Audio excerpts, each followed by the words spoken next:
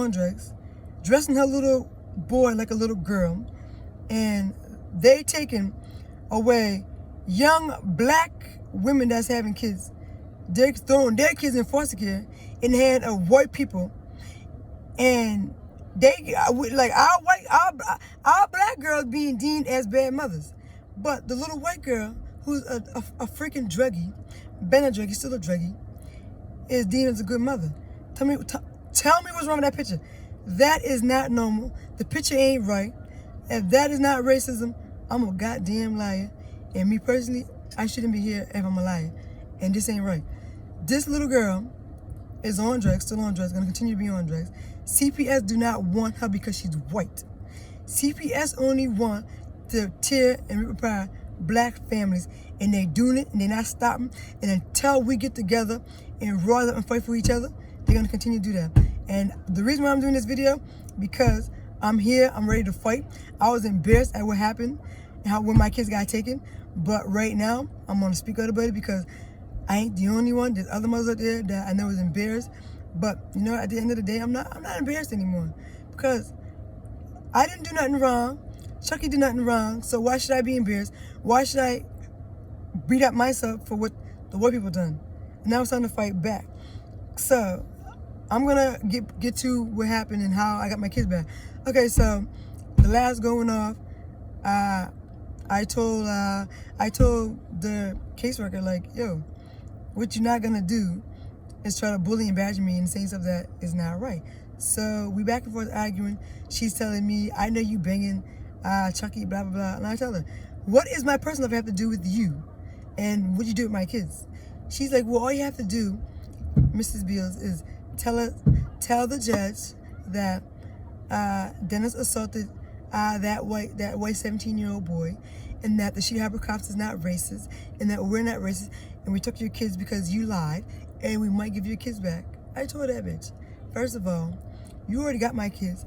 I'm not gonna sit there and lie to the judge to make you look good when you turn around and make yourself look bad. So at the end of the day, I'm gonna see you at trial, and you're gonna see my lawyer. So she says to this little black monkey, Kaylin Norton, she's a fucking African booty scratching, boot licking Oreo cookie that wishing that she was white, but she is black and ashy.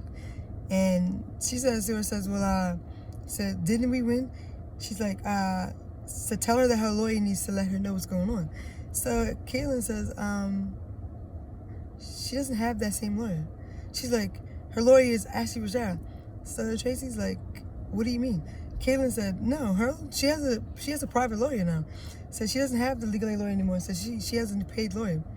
She's like, oh, and took the files and slammed it on the black monkey's desk and said, okay, well, my time is up here. It's your job now to take over the file. And I looked at that black grizzly bear and I told her, you know what? I said, you is not black. I said, you is a disgrace to the Nova Scotian African community. She said, that is not true. You don't say that, Mrs. Bills. That is not right. I'm like, get the fuck out of here with that crap shit. I don't want to hear your bullshit. So that was cool. So then the judge says at the court date, oh, if you adults don't put your heads together and come together as adults and come to an agreement for those 6 kids, I'm going to make a decision and you're not going to like it. And I told him, I said, she's freaking lying. She's buying time for Megan and them to try to get something over on us. They can't get nothing because there's nothing to get on us. Because Daniel Rodham made it clear he wasn't coming to court to testify because my lawyer, Chris, was going to rip him apart, chew him up and spit his ass out on that stand. And the little crackers that they had to go on the stand, the same thing for them. They were getting ripped up, chewed up. They said they wasn't coming either. So we had a trial coming up in February. And that was February 24th. It was a 4-day trial. So February the 5th, they called for a conference meeting where we get to get a new judge. And let me tell you, that judge was a blessing from God because she came in there. She said that she read our files from front to back And she didn't even understand how the judge allowed 7 months to go by with my children being thrown into different foster care and getting treated the way they got treated and being coming to visit sick, okay? So after that, she said, what the ministry done is dangerous. Said that is just downright dangerous. Said they should have never done that. Said those kids should have never been taken from your care. Said they didn't even do a proper investigation. They didn't even investigate. Because you can't get a phone call on Saturday and take the kids on Monday. You never had time to investigate, okay? So therefore, Megan gets outside and didn't realize I was out there in the hallway when she was speaking to us like individually. So Megan's out there saying to Kaylin, don't give up on me now. We need to go through with this. Don't give in. So Kaylin's like, I'm going to Florida in 2 weeks. I'm not gonna be here for the trial. She knew that her ass was about to get murked and chopped up and spit out, right? So she knew that we was coming for a full force. So she turns around and she said, I can't do it anymore. The kids gotta go home with their mom. I'm not doing it. And Megan was so fucking mad at Kaylin. It was bad. Oh, and Courtney Brown, let me tell you, she is the best. Like, I love that woman. She was there with me every court day. I'm talking every court day she was there. In fact, they tried to tell me that she couldn't be there. I told them, no. She's there with me from the Black ABS community thing that they got going on. I can't remember, but I'm sorry. But yeah, she works with them. And let me tell you, she is a blessing because she was there with me. She helped me through like everything. She was reading my documents and she was telling me what they were trying to do and how that all my documents, not mine, they had like a whole freaking stack of freaking papers, okay? And in the papers, they had the same stuff 10 to 15 times, the same stuff going over and over. And another thing I want to make clear, Josie Bills did not get my kids taken from me, okay? So she's taking credit for something that Holly Cooper did, okay? She called in, yes. I got documents on her calling in 50 million times saying that my kids were sexually assaulted by my so-called boyfriend and by my ex-brother's friends, which is a complete lie because that never happened. My kids, when my brother brought his friends over, let me tell you something. My 2 young daughters slept in the bed with me. So therefore, she could never say that my kids were around my brother's friends because them guys, when they come to my home, they came with respect, okay? They call me their sister.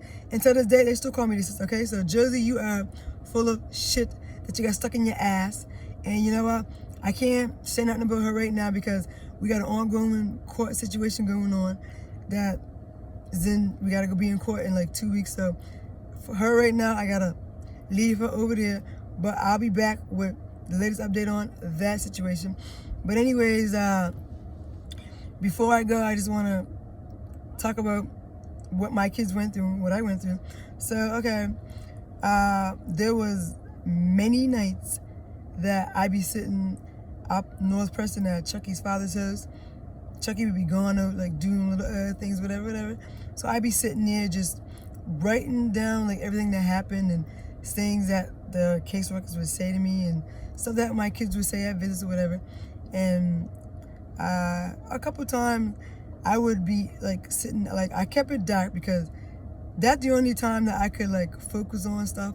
And then I would watch like reality TV shows that you would see them on there like arguing and some like mothers on there like going hard for their kids, you know, and those things there got me through. And I had this playlist whenever, like every day I got in the shower, I listened to this one set of playlists like with all my songs on there. So it like that kept me motivated and that kept me going. At night the same thing. And then one night before I got the kids back, my 6-year-old, she I had this fucking just premonitions. Like I seen something happen to her.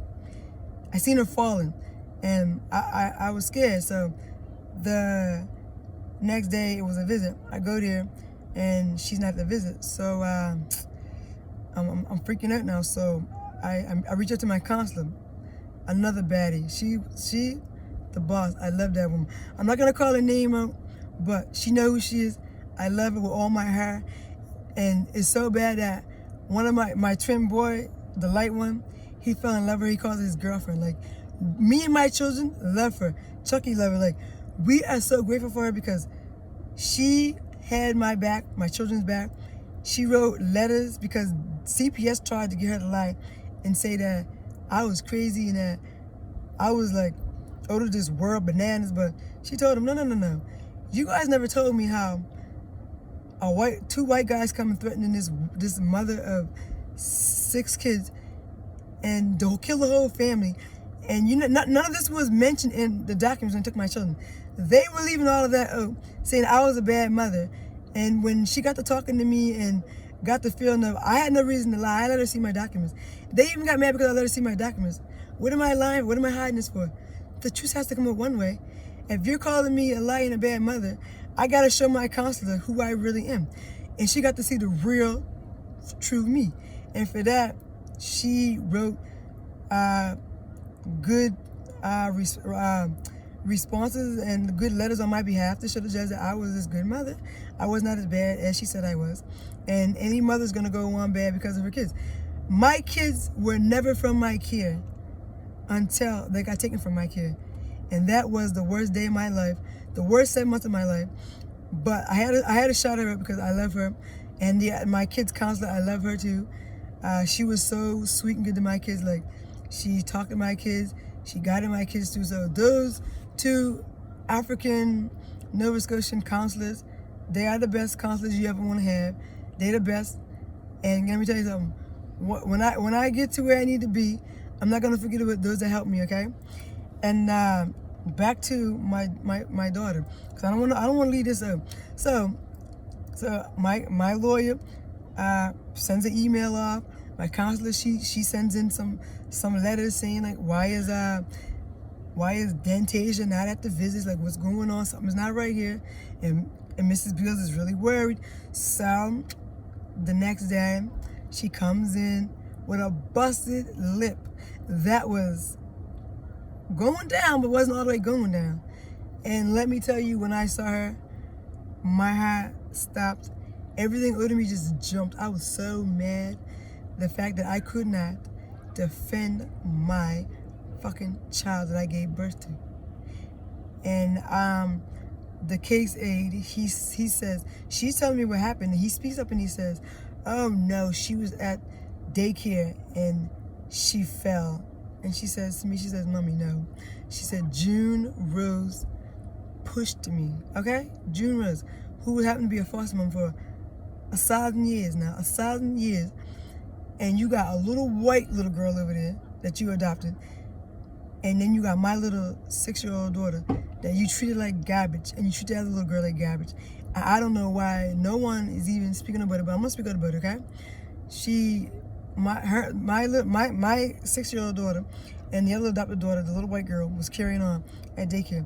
And June told them to stop. And I guess they didn't listen. So she turns around and she pushes her and she falls face first. And when I put the complaint in to the supervisor, those dumb caseworkers turns around and sends a letter to my lawyer saying, oh, we contacted the director. And then when I come to find out, the director is June Rose, the foster mother that did it. So therefore, that's what nothing ever happened, okay? Then, 2 weeks later, one of my twin boys come to the visit.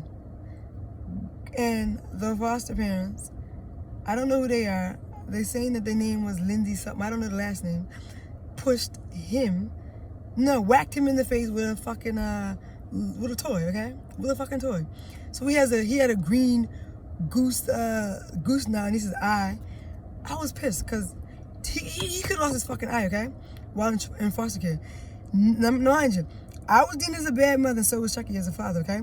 But when they took my children never had a bruise. They never had nothing on them, okay? So for my children to go in foster care in the government's hand and be abused, get abused, and that be acceptable, that right there was downright disgusting. fucked up. Everything you name, they claimed it, okay? So then, in December, okay, we had a visit, and for 2 days, my light-skinned boy, he never came. Then my other fella came. Then the next day, my light boy came, and he didn't come. So I called. I got my lawyer. I said, something's not right here. I said, something is not right. And it just kept playing over my mind. Because the night before, I was laying down, and I had my eyes closed, and I could see my light boy being dragged across the floor from in the living room by the foster parents. Royce Johnson and Rose Johnson is their names. Okay, so then the letter's going in. So then, okay, 2 days. That Thursday, that Friday, we go to a visit. He comes. He's hiding in the bathroom. So I'm like, yo, what's going on here? So no one ever told me because I had to come late. Because every time I came to a visit, hands down, I brought takeout food. Me and Chucky would go to the grocery store. I would take them guys bags of snacks, whatever. We brought them kids. Whatever them kids needed, we brought them, okay? Even though the foster mothers were getting money for my children and taking that money, using it for their personal use, I went in, me and Chucky, and we bought stuff for them kids, okay? Not a visit that we went through and I never brought pizza, KFC, burgers, like McDonald's, all that stuff. We bought that, okay? So we get there, he comes out. I said, tell him if he don't come out, then I'm gonna come and get him, okay? So a couple minutes, 15 minutes later, he comes up, and I see his motherfucking eye swelled up with a socket with a fucking cut in between his eye. Let me tell you, that day, I could have fucking died. Like, I'm talking like my head just fell. I took him in my arms like he was a newborn baby again. And I said, what happened? He said, Mommy, I can't tell you because if I tell you, you can't protect me. I said, I'm going to protect you. He said, you and Daddy can't protect me. So they told me that if we tell you guys that you can't protect me. And his twin brother speaks up and says, Mommy, I'm going to tell you what happened. I was in the bedroom sick. I come out the room, thrown up in the floor. I heard my brother screaming. Said, Royce dragged my brother in the room by his leg while he's crying. And threw him on the bed. Said, and the next thing I know, I go in there and I got interrupted that time. The daddy was calling my phone. He wouldn't stop. Try to ignore that shit, and it went off, messing up my whole video. But anyways, back to what I was saying. So I was like all pissed off, and I was mad at seeing my son with his eye all swollen, and the fact that the foster parents done that, who happened to be black. So being black, you should be ashamed of yourself to put your hands on some little small children that can't defend themselves. You should have took your hands and went and fought the father. And the mother should have came and fought me if she had a problem with my son, okay? But you know what? I can't blame y'all because at the end of the day, CPS gave you my kids, saying I was a bad mother, and you went in showing how bad you was as foster parents, and you shouldn't be foster parents. Your license should be revoked. You should be revoked and chucked in the lake and ate up by the sharks, what you're doing to people's children. But anyways, I know that my children can't be the only children that got bruised from you people, but for all those mothers that had their kids in foster care, talk to your kids, ask them what happened, and make sure you write that shit down. You take pictures of that shit and let them know, because the government needs to be held accountable for throwing our kids in the hands of criminals. Because I call them people criminals. They are real life criminals. But anyways, though, then a little while after that there, my baby girl, she was coming to visits with burns underneath her nose, with bugs in her nose, with crust on her face, with old clothes from the mission on. Now anybody that knows me knows that when I buy clothes for my kids, my kids have clothes from name brand stores. Walmart too, because my kids wear Walmart clothes. But the clothes that my children had on, like my clear children come from the garbage or something. I was embarrassed, okay? I was embarrassed. The smell my kid's head on it was disgusting. I was ashamed that that would even my children, to be honest with you. And every time I went to a visit, my children was sick after sick after sick. It was so annoying and like nerve-wracking to the point where I came to a point where I was just chilling at the house, and I was in there just in the dark, just thinking about everything that was going on. And I was saying to myself, what did you do? Kayla, what did you do that was so bad to make them people take your kids? And I'm just racking my brains off. And then at one point I was like, you know what? Why don't I just blow my brains out? Because at the end of the day, I ain't getting my kids back. I done fucked up. I don't even know what I fucked up with, but I done fucked up. My children are in the hands of the white people, our oppressors that enslaved our black ancestors. And now they can come in, take my 6 children, do whatever they want to do with them, laugh about it, joke about it, and that be that. And nothing I can do but besides wait until the lawyer gets our time in court, which came really soon, and we end up getting that. But it wasn't before my mind was all over the place, and I was just reminiscing on, like, I'm gonna tell you, my mind was like, I was like contemplating committing suicide. That's how bad it was. And my oldest daughter, she called me every night, and I told her, I said, man, like, my mind is like really messed up right now, and it's got me really thinking about like not wanting to be here because I can't get you guys back. And she was like, Mommy, why would you even think like that? She's like, Mommy, you did nothing wrong. I said, they are wrong. She said, you didn't do anything wrong. She said, you're going to get us back. And after that conversation that me and her had, I thought about it. I was like, you're right, I didn't do nothing wrong. And a couple weeks later, we got our freaking conference meeting. Boom. Kids was released to come home with us. That was the happiest day of my life, to have all 6 of my children back. And the best part about it, they gave me till 4 o'clock to come up there. So I went back. I went up home. Correction, I went to North Preston, laid down, got some sleep, me and Chucky. Then we got up. I went and got the kids some food. But then I was like, you know what? We're going to take them to eat. So I go up there, and I surprised them getting there. They were like, what are we doing? I'm like, we're going home. And on top of that, the caseworker, Tracy Monahan, who was there, took my kids at the first, and she looked at me, and she had a smirk on her face. So I gave her this look, the same look that she gave me, that she took my baby from me. I gave her that same smile, as in, bitch, I got my baby back. You thought you won. You won for that 7 months. But when my lawyer came in, the joke was on you. As a matter of fact, you was the joke. So from that day, she was all mad and went in the back room, and I was holding my baby, took my babies home. Took them out to eat at McDonald's.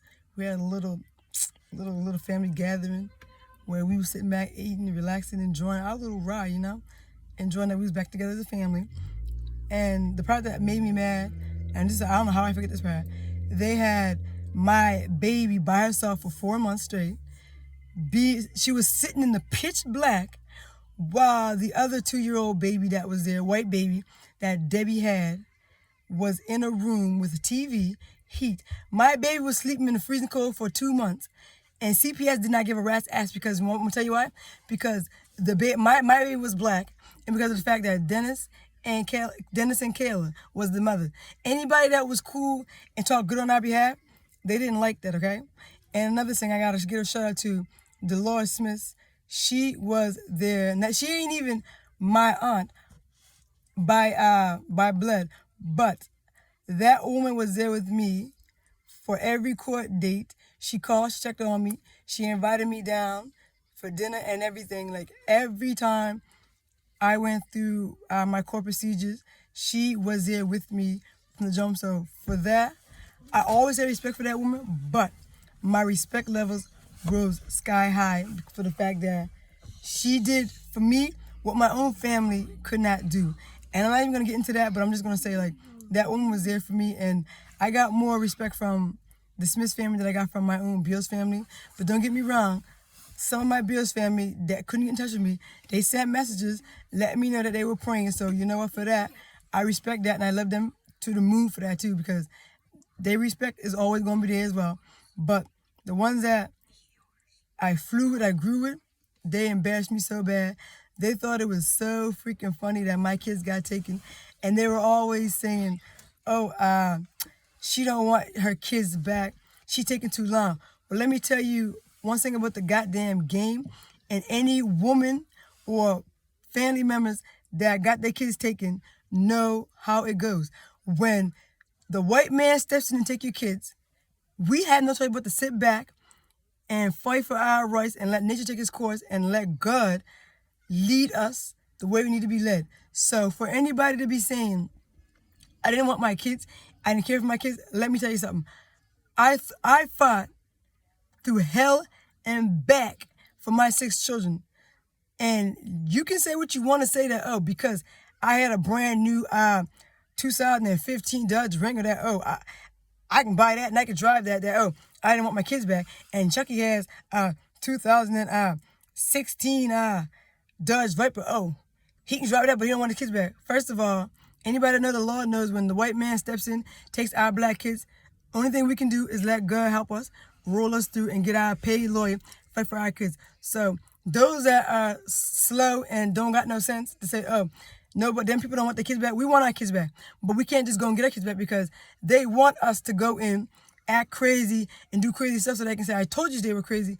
And CPS were saying that because I was praying with my children after our visits, saying that, please, God, watch over my 6 babies, protect them from evil, and bring us back together as a big family, that I was crazy. First of all, there ain't nothing crazy about me, and there's nothing crazy about talking to God. Because let me tell you something. I spoke to God from morning, noon, and night, and I'm talking not just morning, noon, I'm talking like minutes, hours, like seconds. That's how hard I talk to God. I never talked to God so hard in my life back in 2018, right up until now. And I still talk to God because at the end of the day, I can't forget who carried me through this calm before the storm, because it was calm, then it became the big ass storm. And that girl driving in circles right now. I don't think she know where she going at. I think she lost, she need to be found. But anyways, yeah. But God was the one that carried me through. So I'm gonna give him the biggest thanks of all, and I'm gonna continue to praise him. Because at the end of the day, if it wasn't from God, me and my 6 babies would not be here as a family right now. I'd be still fighting them. So I thank him and his son for getting us back to where we are, and as that big family. Because yeah, put that light on, because I was looking by the doctors and I looked like we was getting in a big ass creepy crawler thing from what that thing called again? The Dark Hours, off that little stupid TV show. But anyways, yeah, I don't know. I be sitting there talking normal, and then I be talking over some other crap. But you know what? Anyways, like I said, back to my story.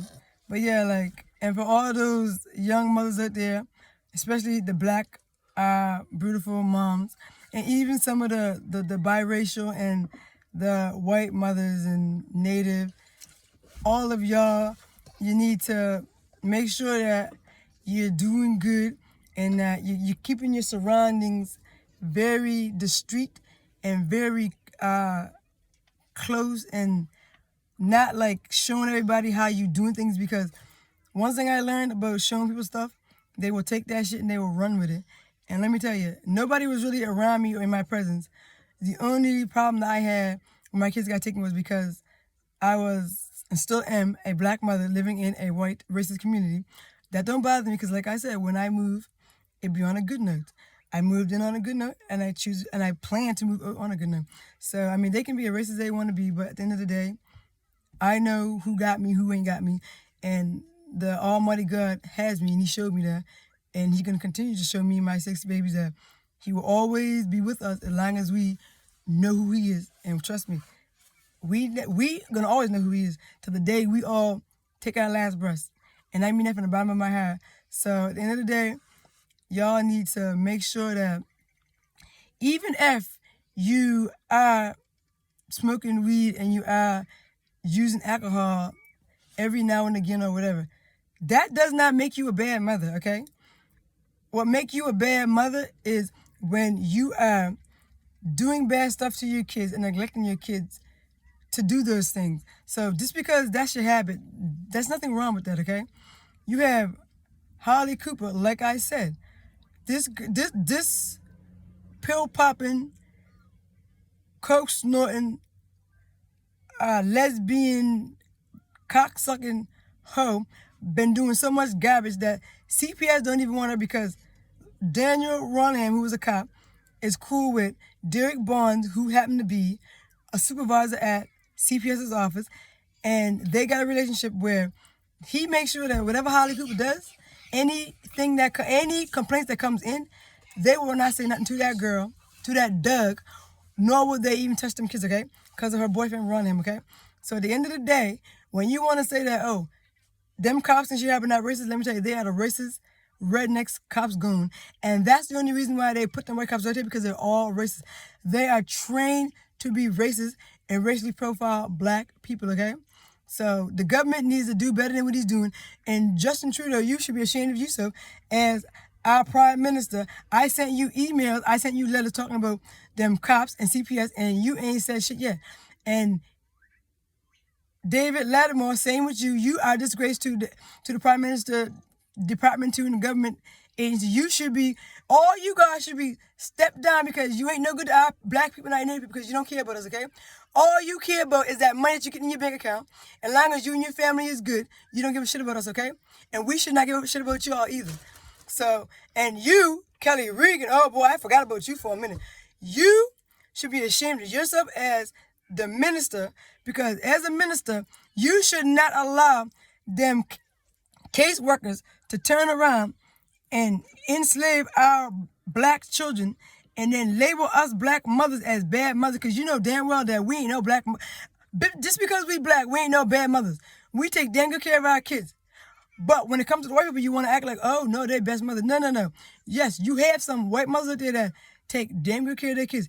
And then you have the one that is right off their rockets, don't give a shit about no kids. All they care about is their drugs and alcohol. And when we see that plain as day. But you want to label us as bad because what? Some of us smoke, some of us drink, and then the majority of us don't do neither, but we still deemed as bad mothers.